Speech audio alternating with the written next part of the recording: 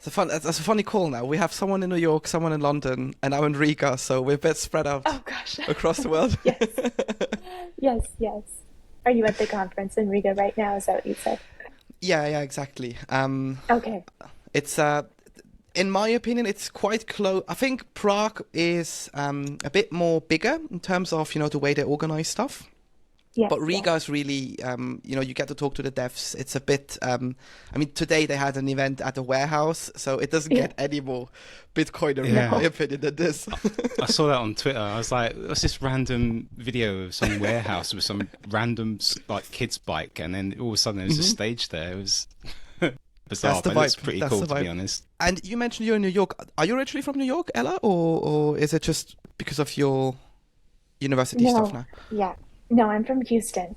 That's where I was born, grew Nice. up, and then I went to high school in New England area. I went to a boarding school, hmm and I also did my junior year of high school in Beijing until COVID broke out and we all had to come Oh, back. But now I am a junior at Cornell in Ithaca, New York. Junior is third year, right? Third year. Yeah, Yeah, yeah. exactly. yeah, Yes. that always confuses me. Our Yes. education system is How completely how different. how would how do you call it in London? What is it just third year or Almost how would over. you say it? Okay. Yeah, it's time for Yeah. work. Get out. Get out. Yeah, Yes. we call it university here, Okay. and yeah, you get your first year, second year. I don't know what it's called, We don't to be even have. honest. I think even when I I don't went to think there's a uni, we phrase just for said, it, right? yeah, You just no, no. no. I always found it cooler that the Americans have a name for each year we're in. But whenever Yeah. someone told me, I'm like, ooh, that sounds maybe like third, second year, Yeah. let's try Third and take year. a shot. Yes, yes. And just before we hit record, you also told us that we'll dive later into it, but you're quite involved in, bringing Bitcoin to the forefront in academia. How's that conversation with your professors and stuff? Because I imagine that's can be quite a hurdle. Yes, it is. It is a bit of a hurdle, especially because, as we know, there's a lot of education involved with what is Bitcoin, why does Bitcoin matter? And Cornell is maybe in a little bit of a unique situation because they have a very strong blockchain presence and just conversation on campus. Avalanche was founded at Cornell. A lot of professors in computer science are really familiar with blockchain. And when I talk to them, they say, yeah, we know about Bitcoin, but we think that blockchain is really the true innovation here. And you should really study that. So that's kind of the computer science side of things. But I'm in the College of Arts and Sciences. And so to do this independent major that I proposed last year, I had to write up a proposal and then use topics that are inside of the College of Arts and Sciences. So for me, that was cognitive science, information science, and then some econ. And so when I went to them, I presented the proposal and we had a conversation. Their response was, yeah, why do you want to study something that's only 13, 14 years old? Why don't you instead study the gold standard? And, we don't think this is such a good idea for you to study Bitcoin. Um, so of course, then there's many more follow-up conversations from that, but it's a bit of a slow process that requires a lot of kind of many conversations. Are- Aren't they at the same time shooting themselves in the foot if they say this? Because like blockchain technology, inevitably. I mean, you could make the point everything came out of Bitcoin into the blockchain altcoin system. So that's a weird statement Yeah. to make. But okay, good on them. Yes. And I think so too, because so what I love about Cornell and one of the main reasons I chose it is because we have pretty much any topic you want to study except for Bitcoin at the moment on this campus. We have amazing professors and students with all sorts of interests, unlike really any other school. And so I said, look, Bitcoin composes every discipline. Any tie of anything anyone's studying on this campus, there's a Bitcoin connection. And I think it's so important that Cornell be a leader in this, proposing this new field. Just for some historical context, AI was kind of invented very close to Cornell, up kind of near the observatory here, with the Naval Research Center and IBM. But Dartmouth gets a lot of the credit for AI. And so I said, look, this could be a really great opportunity for Cornell. Um, and I guess going a little bit further into the history, the founders of Cornell were very involved in how bad fiat is, as well as kind of one of the founders of Western Union. And so Bitcoin, now we have obviously Strike and Lightning. A lot of the elements of Bitcoin are kind of rooted in our history. And so I proposed all of this, and they're just not really ready to accept it yet. But I'll be here anytime for the conversation when they're open to it. Well, it seems like you're really working hard to convince them to open their mind up a little bit into the concept of actually. And it's interesting you mentioned about there being so many disciplines within the Bitcoin ecosystem, if you want to call it that. Is there were so many disciplines that it's essentially the rabbit hole, right? It's everything leads back to Bitcoin in some way, and how we can sort of interconnect that with other disciplines as well. It's quite an interesting concept. But are you doing this all by yourself, or is there a team of you trying to do this? So it's just me on the campus that's doing this, Wow. but I'm certainly not doing it by myself. There's been so many Bitcoiners who have been incredibly generous with their time to, read my proposal, talk through ideas with me. Karok, Ray at A&M, Troy Cross, Marco Pays, other Gen Z, Zach, Arsh, others I'm sure you've seen on Twitter. Mhm. So I'm doing it by myself at school, but it's certainly a team effort. That's Yes. cool. But it's interesting you mentioned Margot, because we had her on the show as well, and she was Yeah. talking a lot about the difficulties that she had to overcome, and the challenges she faced in academia, Yeah. particularly when they learned about her doing a lot of work around the Bitcoin ecosystem. So Yeah. it's great to hear that she is still persisting with trying to change the tone in academia. Yeah. That's amazing. Um, so for you to get to this point where you're sort of championing Bitcoin in this institution, how did you end up there? What was your origin story when it comes to Bitcoin? Let's go back to the beginning for you. Yes. Okay. So at the beginning is blockchain, and I guess maybe I'll just add on the academia front and why I'm trying to talk to Cornell in a way that maybe makes sense to them or they have some tie to, is because when I first heard about Bitcoin, it didn't really mean anything to me. It wasn't, I think everyone comes to Bitcoin for a different reason. We all have some pull. And when I first learned about Bitcoin, it kind of just went over my head because I didn't get it. It didn't relate to me. And so I think whenever I have a conversation with anyone, I just try to figure out, why could Bitcoin matter to them? Why will they care? So when I first learned about Bitcoin, it was in the spring of my senior year of high school. So this was spring 2021. And I was taking a couple different classes on blockchain. My school had a really cool program where they called it like the Technology, Innovation, and Entrepreneurship program. And you had to take different classes to fulfill that certificate that you got when you graduated. And so I took a class on, it's called blockchain. And basically, we looked at how different blockchain applications could help the UN Sustainable Development Goals. And so, of course, I thought, it's really interesting that Dunkin' Donuts is tracking their coffee beans with blockchain. But that was cool. Didn't really stick with me. We had some kind of trading. I don't even remember what the website was called, but just build a fake portfolio.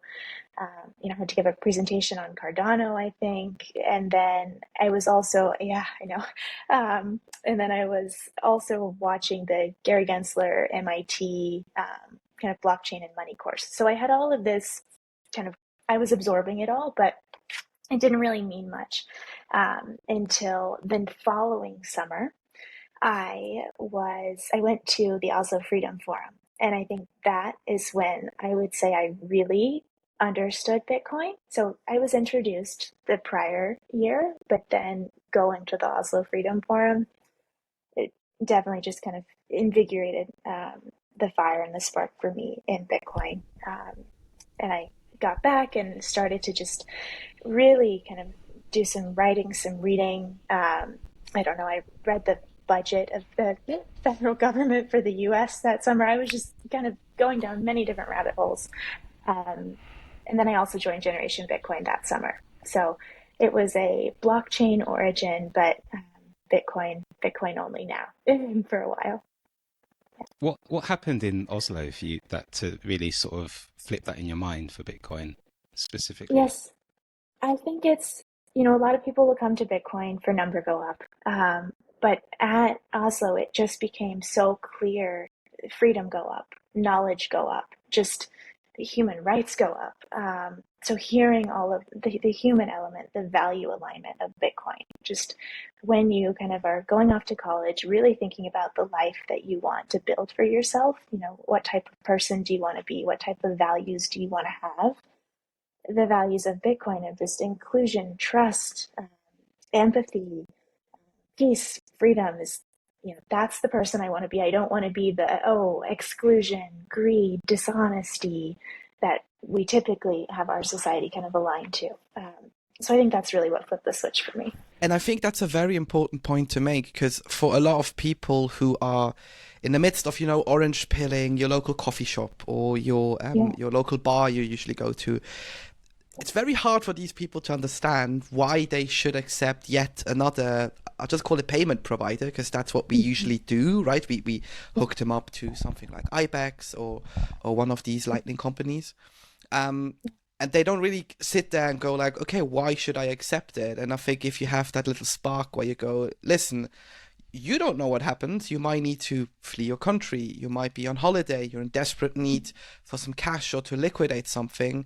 And this is truly one of the very few options you have left at that point that is cost effective. And I think if people make more of these efforts and also show how you can pretty much use it in everyday situations, I think that's where that spark sticks, and then people go down that rabbit hole.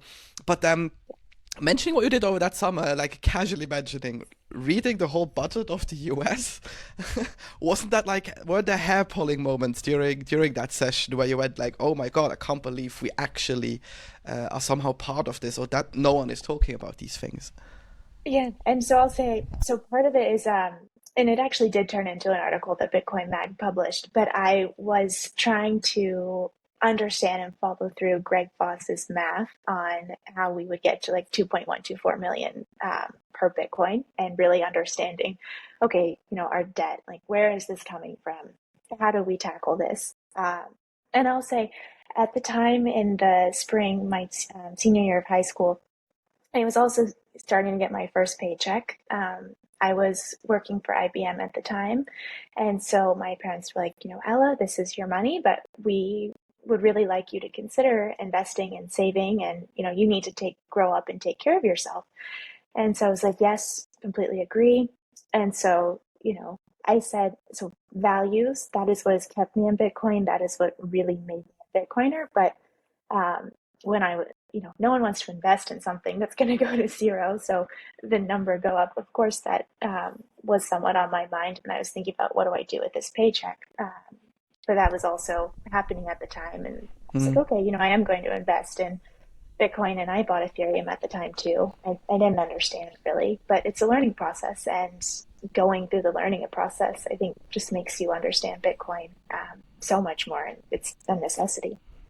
Yeah, because at that point, it truly is an investment for you. It's not, I Yeah. don't know, FU money or whatever people want to call it on the internet. It's just, Yeah. okay, I bought it at 10, maybe I can sell it at 20, and lovely, jubbly double my Yeah. investment or my initial investment. Mhm. That's interesting. Was it once you were at Oslo, were you immediately thinking, "Okay, right, I need to find people like myself and therefore ran into Gen Bitcoin, or how did that connection come about? No, so actually they Arsh reached out to my mother through Twitter, and then that's how we got connected. But so I've always had some sort of numbers fascination, I guess you could say. I went to a Catholic school from kindergarten to eighth grade, and we always used to have chapel, and the chapel had stars on the sky. But I was not Catholic, and so I was not allowed to really participate in the service as it happened. But I had to be there, and so I would just count like all the stars on the ceiling. And then I tried to get clever and count the panels and then multiply it. But anyways, I think I've been observant of numbers around me. Not to say I'm a genius at math, but I like seeing how numbers are. And I noticed, and this is what I started writing on the plane back from Oslo, just kind of random number coincidences, I guess, in Bitcoin. So the difficulty adjustment, Executive Order 6102, and then the 21 million Bitcoin, so 2, 1, and 6 zeros. And so I think on a Twitter space, my mom mentioned this observation of mine. And that's why my Twitter handle is 21 million for the 21st, because I think that the 21 million tools for the 21st century, and I think Arsh heard it and then reached out. And that is how I came to join Generation Bitcoin. That's really cool. What kind of stuff are you doing over at Generation Bitcoin, and what is the premise and the purpose of it? Absolutely, yes. So we really want to help Gen Z get into Bitcoin, help them learn about Bitcoin, and then learn about Bitcoin, but then also really be able to participate in the Bitcoin ecosystem. So learn and then work in Bitcoin, because at the end of the day, Gen Z really is going to be the beneficiaries of Bitcoin and carrying on the future of Bitcoin. And you're not going to get Bitcoin education from your high school or your college or anywhere else. So we've tried to really make it our mission and our goal to be the people to, answer questions, but then support and help educate. And so within that, my role is the project lead for Generation Bitcoin. And so right now we're working on a really cool project, or project's too small, initiative that will be worldwide, global. And I'm not saying the name because we haven't finalized the name, but it's going to be a way to foster a global network of Bitcoin clubs and universities all around the world. So there's about 30 of us working on it right now.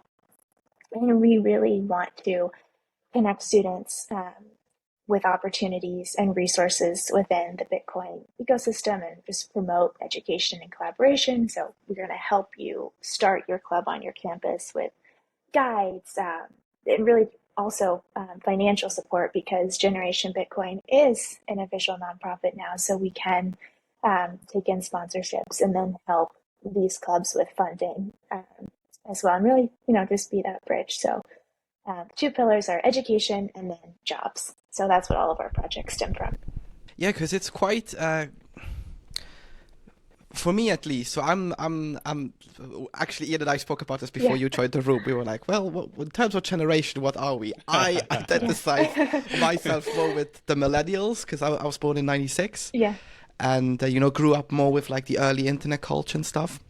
Yeah, Ian was a bit before I'm more that. Gen X. Well, at the tail end, I think Gen X, according to this graph I've got, ended in 1980, and I'm just on the cusp of that. So I've got 3 different generations in one room right now, and that's fascinating. Anyway, over to you, Joelle. But I think if you take all of us across the spectrum here, there is a high likelihood that if this Bitcoin thing continues to grow the way it has so far, and I would argue we're even growing faster these days than what we have before, it's very likely that we keep doing this for another 30 years, 40 years, maybe even with you, Ella, and just commit so much time of it to it. And if you actually take a quick look in the whole spectrum of things, that's probably going to be a very small contribution. And I feel like if I have to sort of identify with a Gen Z, these days, it must be frightening to look at the world, especially the state now, and go, well, everything I've been sort of told, I wouldn't say it's a lie, but there's more to it than what they're actually telling us, because all of my professors, they may have had it easier, and my parents may have had a different experience, and they then have to be confronted with something like Bitcoin, which it just takes time to get, and the minute you think you get it, you have 7 different avenues to go down again. So I think it's an important step to reach out, and it's also important to sort of, sit there and have people speak their language, understand what people worry about. Because if you've been in contact with maybe these clubs now, or also other Gen Zers who just discovered Bitcoin, what is sort of the number one issue they mostly face, or the fears they have to get into Bitcoin and then to stick around? Yeah.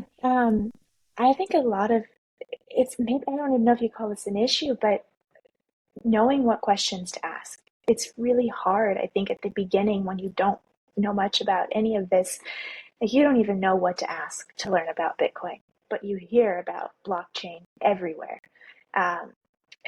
So as I mentioned, you're not going to learn about this from your university, or maybe even your friends around you are just much more, if they are familiar about this at all, much more blockchain focused. I will say, as an aside, this morning I was in lecture and I was just talking to the girl next to me, who I met a couple times, and she said, "Oh, what do you have planned for the rest of the day?" And I said, I'm just going to go back. I have a podcast that I'm looking forward to." She's like, "Oh, what is it for?"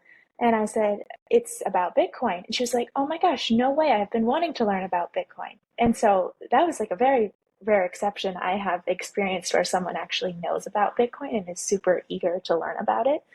Um, so it's hard to make a broad statement about what are the issues because stuff like this happens and it surprises me.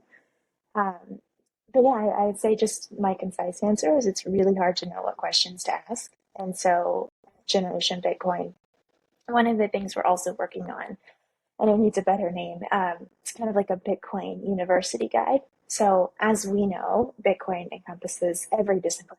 But if you are studying biology and you hear about Bitcoin or you hear about blockchain, you might just think, oh, that does not relate to me. I have, prelims and exams and projects to do. I need to just stay focused on what my interests are.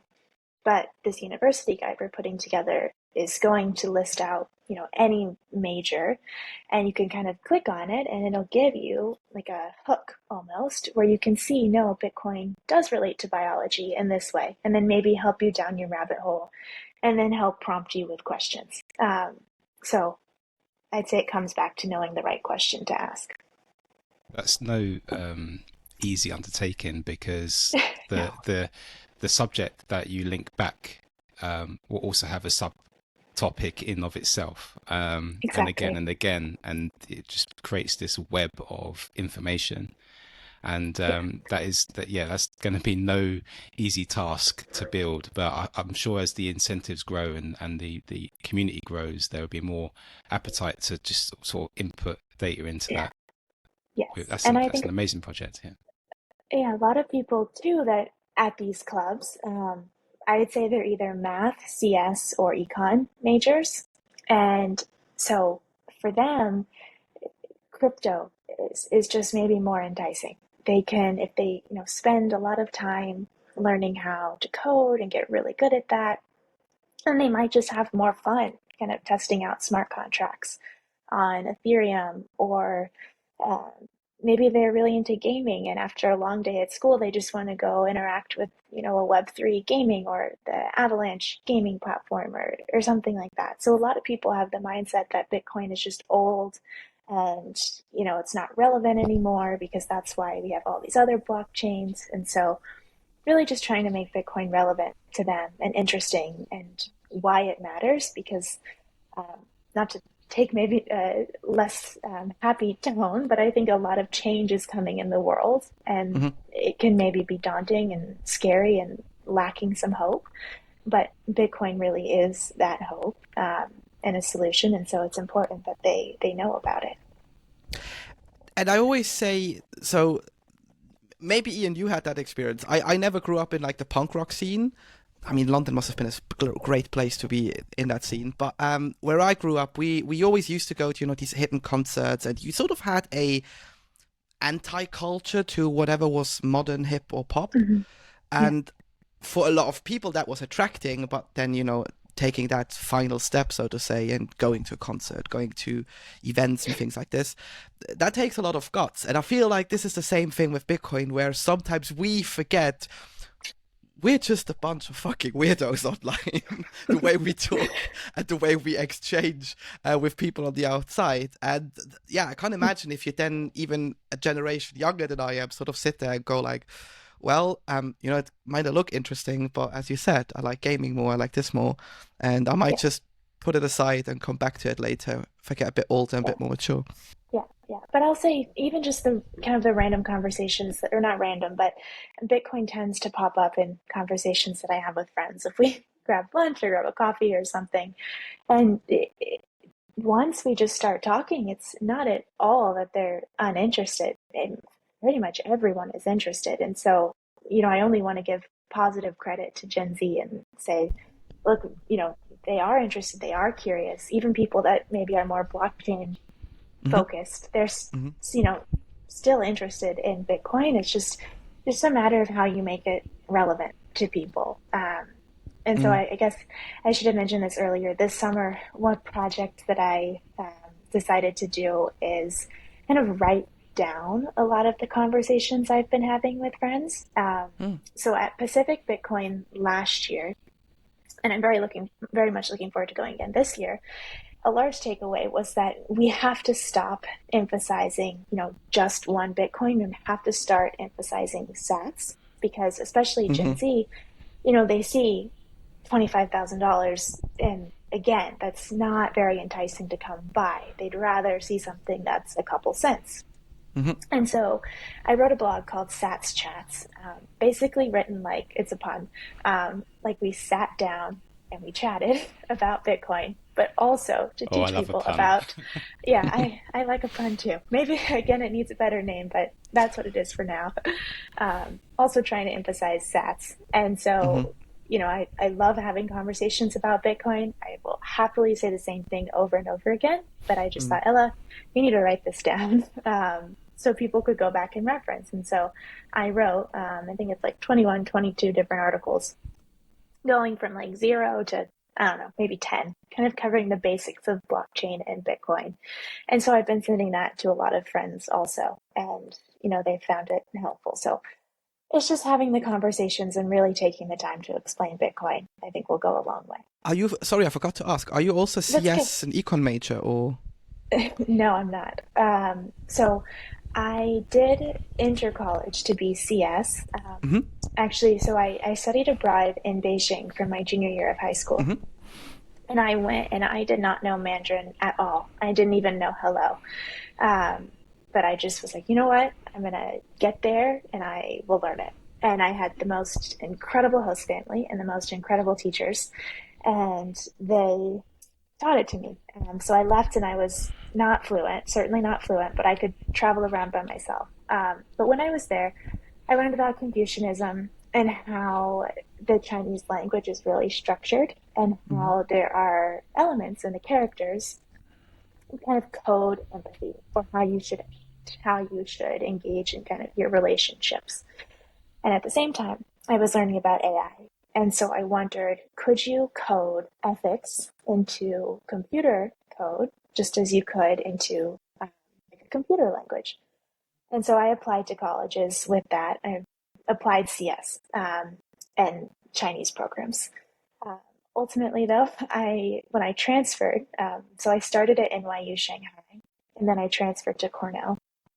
I had taken a class on creativity, and a lot of what was emphasized to me there was the importance of asking better questions, not just seeking answers, and then also kind of collecting dots and then connecting them. So a long way of saying that I'm now studying cognitive science, as well as information science and business. And then it looks like my independent major probably won't get approved, but I'm going to do an honors thesis focused on Bitcoin instead. So where there's a will, there's a way.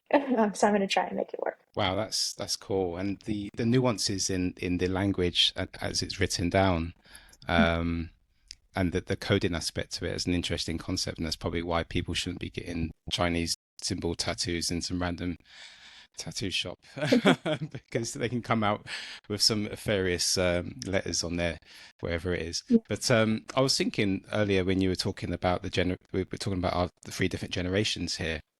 Yeah. And we all had within our generation a lie told to us, or we were sold a lie.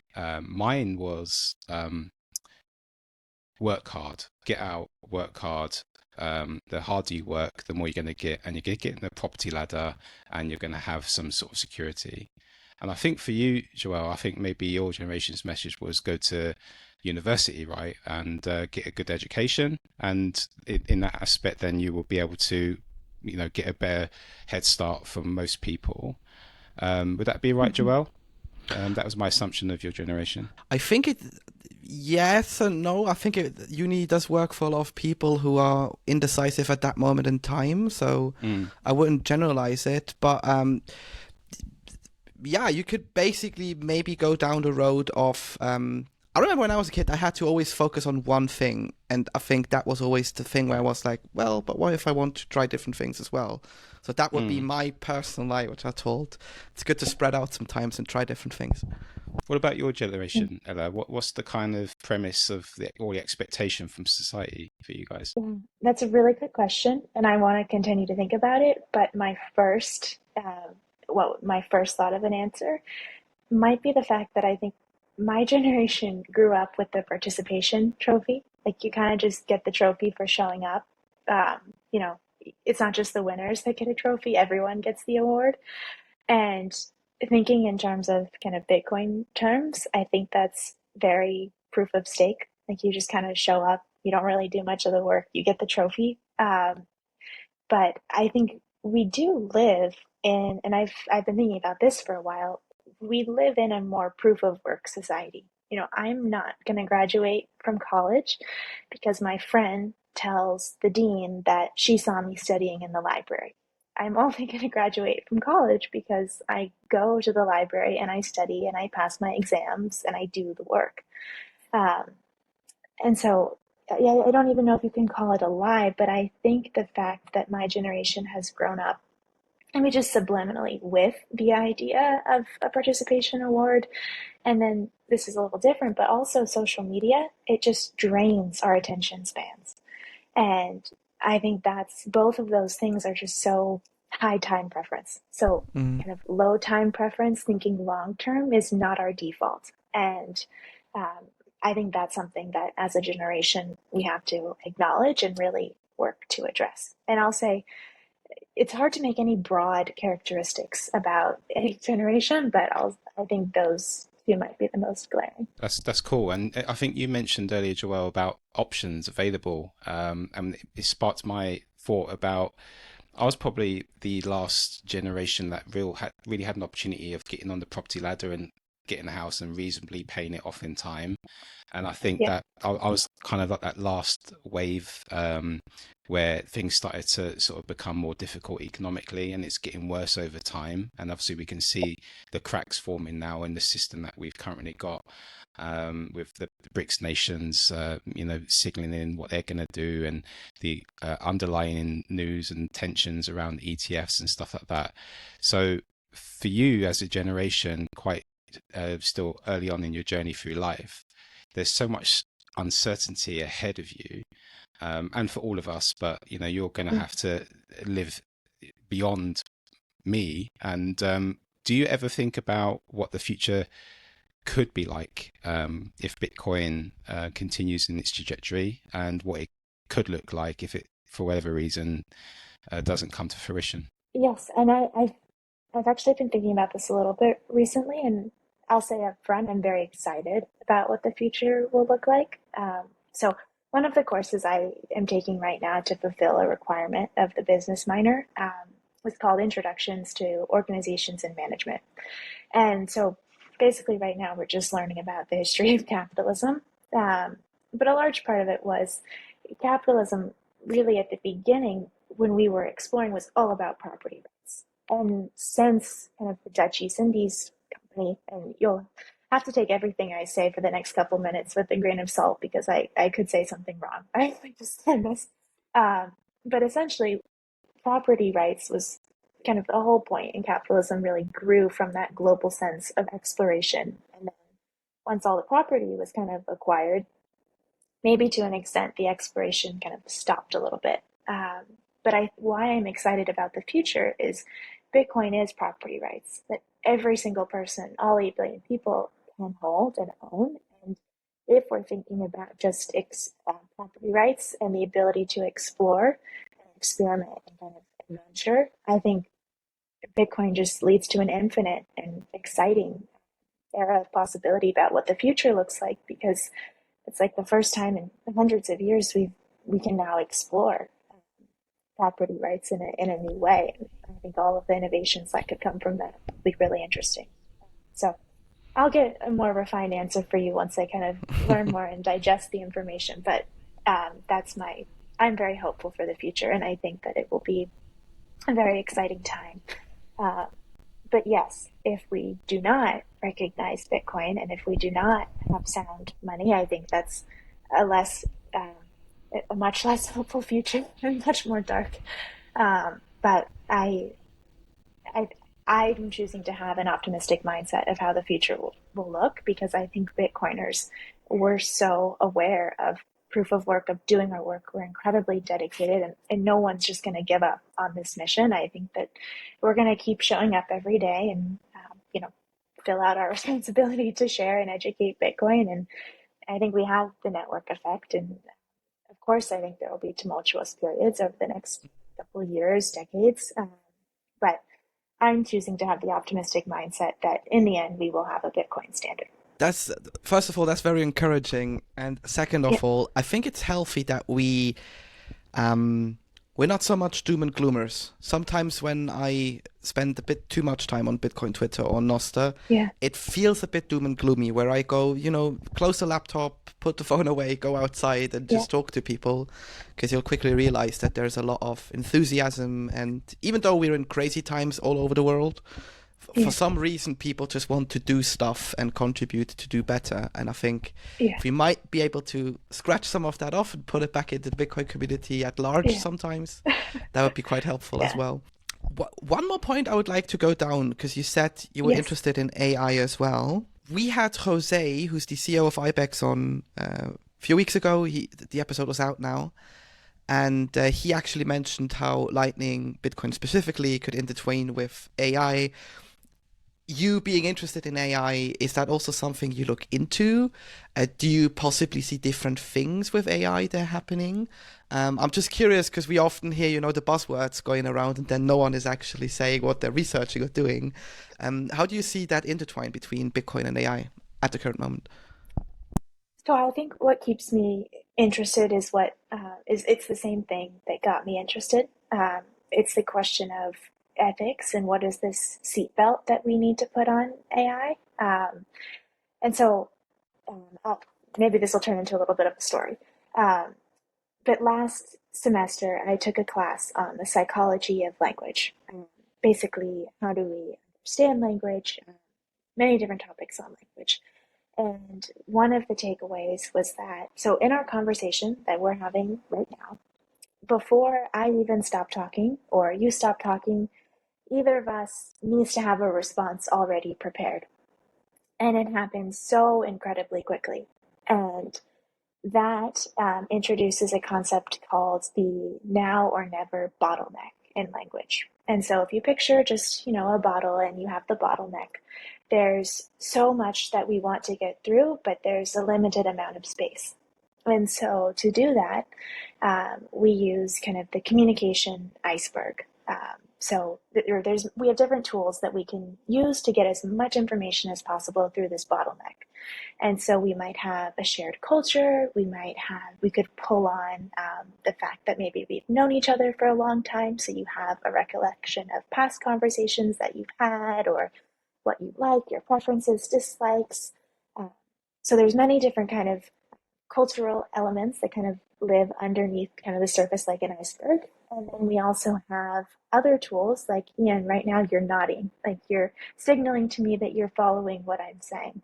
Or maybe I say something and then you look confused. And so then that signals to me, oh, Ella, you need to go back and explain that again. Or we have saying, oh, or different vocal cues as well.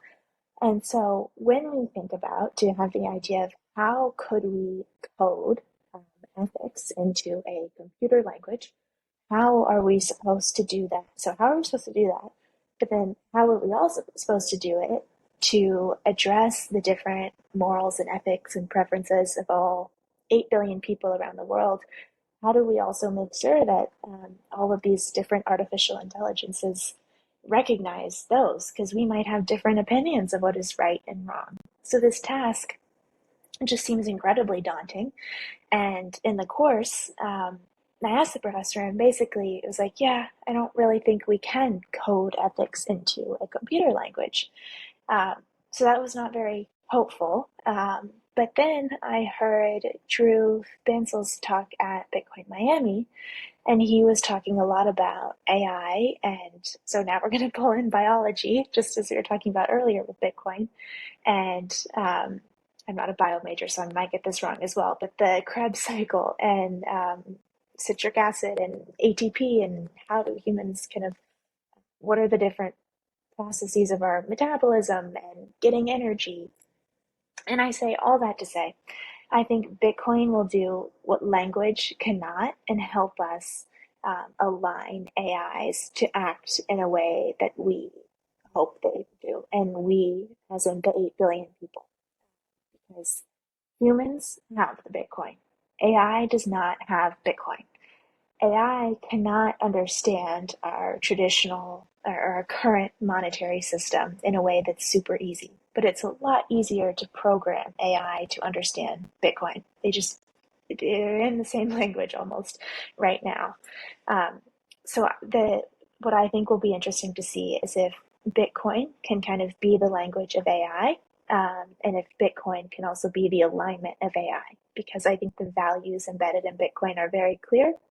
And on the whole, those are the values that we would want our AI to have. And the AI can only get more Bitcoin if it acts in line with values that the humans want and kind of agree with. So, what brought me into AI is still what's keeping me in AI. That is a huge rabbit hole, and I'm fascinated by the It concepts that is. you've just presented to me. And I've heard a couple of people throughout Bitcoin Twitter and various things that I've heard about. And that might have been even the Miami Mm-hmm. talk about AI basically using and paying itself and each other within the AI ecosystem. Bitcoin it's generating its own kind of transactions within the using Bitcoin on its own, and the concept of like a car driving over a magnetic sort of charging pod, Yeah. and then it's automatically transacting and communicating with the car, etc. It's a fascinating rabbit hole that I'm keen to explore. But with your bottleneck Yeah. analogy, that it caused me to think, what's causing that bottleneck in the first place? Where does that come from? What does that look like? And is there a way, and is it possible to expand that bottleneck, or is the bottleneck a necessary feature? So, I wish I had the numbers off the top of my head at the moment, but essentially it's just as fast as we can process language and information. It's in the milliseconds. For instance, you can, I wish I could remember the numbers off the top of my head right now, but if you are presented with an image, and let's just say it's a dog, and by the time that you could see the image and say dog, I mean, that's like more time than you needed to have to prepare a response to someone else. So I'll write this down and I'll get better at explaining it. But essentially, we have such constraints on our time to receive and process information. To my knowledge, I don't think we can expand the bottleneck. We just have to get better at working through it. But maybe that's a task to get back to you on. Do you think that would be different with multi-language people that maybe need to process it differently if they don't hear in the native tongue? Or is that based across different languages? Yeah, no, there's really interesting studies just generally across different languages on how, if they are more, so for instance, French, and then I think it's Vietnamese, just if, what your outlook is on the future. So the Vietnamese has no way to express kind of regret or, oh, I wish I could have done that. It's called the subjunctive. And French has 4 tenses for the subjunctive. And so I think there was a poll done a couple years ago on kind of the most optimistic and most pessimistic countries. And you could probably guess the most optimistic country was kind of Vietnam, and the most pessimistic was France. And so language has profound impacts on how we, process information, receive it, how we make decisions, what our outlooks are on the future, on the past. Yeah, the class last semester was really fascinating. That's just kind of one example, but there's many others as well. And, how you're going to recognize a shape or a color just depending on what your own language different ties are. So it's hugely impactful. And I think Bitcoin is kind of a language for everyone. So the idea with AI is that Bitcoin kind of serves as its ecological currency, and it's kind of impacting the metabolism of the AIs. But the fact that Bitcoin could serve as that currency, have a tie to its energy and its ability to do things, and the fact that Bitcoin serves as a language for everyone all around the world, I find a lot of hope in that, because I think then everyone can just have more of a say. It's a lot more equitable of a system. So yes, there's many different rabbit holes, and kind of your brain just, I feel like the more you learn about Bitcoin, sometimes I feel like the less I know, which is maybe a good thing because that means I'm learning. Right. Yeah. But yeah, there's just so many rabbit holes to go down, and it's fascinating, and it's really kind of a transformation of self, which is really a lot of gratitude to Bitcoin for that as well. It's almost like Bitcoin is a universal language, and then we can all understand Mm-hmm. the language Yeah. together in the numbers, and it all ties back to your fascination that you're talking about with numbers earlier on. I can see how all your different interested topics and projects that you're working on is centered around numbers. Yeah. What Yeah. was it like growing up where you grew up? Did you say Texas? Is that where you grew up? Yes. And Yeah. sorry, Oh, and sorry. Go ahead. how does that relate, or does it relate in any way to Bitcoin? Um, I think it would relate, and a lot of people say, Bitcoin is all about family, liberty, private property, freedom, and so I grew up in a very loving family. On the weekends we would kind of all sit, make breakfast together on the plates that my mom used when she was little. So just the family values I think are very present in Bitcoin, and um, we had kind of a circular dining table, and my mom would kind of stack books that she thought each of us would like. And so we would just, come down on the weekend and, make breakfast together and then sit and talk and kind of just be in each other's presence. So I don't know, maybe obviously I didn't know about Bitcoin at the time. None of us really knew about Bitcoin at the time. Um, but, those values that Bitcoin also has were there. And I guess abstracting a little, I think Bitcoin gives you a very strong awareness of your time and how you use your time, and that time is limited. Um, and this is only me looking back, but I was kind of the homework helper when I was little. People would email me with kind of homework questions, because I was the only one in my grade who didn't have a phone yet, which actually I'm grateful for now. But I used to, I had a glass shower door. And so I would kind of tape my notes up to the outside of the shower door so that I could study and just, I don't know, be more efficient. So I think a lot of values of Bitcoin were maybe around me when I was younger. And so maybe that increased my likelihood of finding Bitcoin or really understanding it. But that's how it presented itself.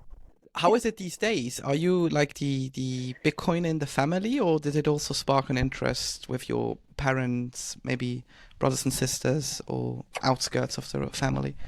Yes, no, I'm definitely not the main Bitcoiner in the family. I think my mom and I learned about Bitcoin around the same time, but she definitely fell down the rabbit hole before me, and definitely maybe orange pilled me as well. So she's the main Bitcoiner in the family. But my dad also understands Bitcoin as a Bitcoiner. Friends around me understand it. Um, so yeah, I think when you know about Bitcoin, and this is not my quote, this is I think my mom's. If I'm telling you about Bitcoin, it's kind of her way of saying I love you. So, many people around us are now aware of Bitcoin. My grandparents, um, yeah, it's something you don't really gatekeep or not share. You share it with the people that you love and that you care about. That's amazing. So instead of having, I don't know, the latest doom and gloom at the dinner table, you often probably talk about if bits or sats are the standard. So I can imagine some pretty cool barbecue dinners and stuff at your place. Yeah, yeah, Before we close up things, we always have one final question or one final okay, task for our guests on our show. yeah, You may have heard the saying, all roads eventually lead back to Bitcoin. yes, And yeah, we kind of want to test this because okay, it's easier said than done. And okay, we usually give our guests a word and they have to come up with an association with that word to, get people to Bitcoin. So, for example, if someone asks you about coffee, you get that analogy and they eventually get like, oh, maybe I should look into this Bitcoin thing. yeah, And because you spoke about books earlier with your mom at the table, we thought that yeah. library might be a good word for you because you also go to uni and probably spend a lot of time there anyway. So Yeah. how can you relate library, the word or the place, back to Bitcoin? Oh gosh. Oh, this is a good one. This reminds me of, have you seen the movie like My Big Fat Greek Wedding? When there's like, oh, Yes, give yes. me a card, I'll tell you how it's Greek. Yes. This is funny. This connects. Um, okay, library. I want to give you like a good answer, but I think, and I hope this relates back, but, and I can't take credit for this idea, but Canute said this at Bitcoin Prague about how kind of Bitcoin is everyone. It's you, it's me, it's us. Um, so library knowledge, Bitcoin is knowledge. It's all about having knowledge go up. But I also think it's within all of us. Each of us could maybe serve as a library to someone else. We all have had different experiences. We've all related to Bitcoin in a different way. And I think each one of us has a role to play with orange pilling other people, sharing experiences. Again, to talk about kind of the communication iceberg, maybe the experiences that the person you are talking to have been through. So maybe not so much just in the book sense, but a library also of the experiences and the knowledge that you have and you hold, and just sharing it with others.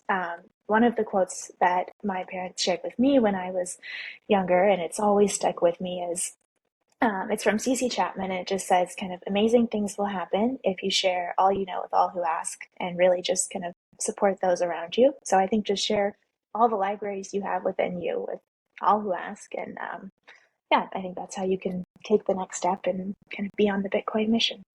I don't know about you, Joel, but I think that's one of the better all roads lead back to Bitcoin answers we've had on the show. So thank you for that, Ella. That was a good one. Good, And good. thank you so much for guiding us down your Bitcoin rabbit hole journey. And I'm very much looking forward to following your progress with all the various projects that you've got going on. You're a friend of the show, so you're welcome back anytime. If you've got anything exciting you want to announce, just contact us and we're more than happy to help you put the signal out there. Joel, any last words?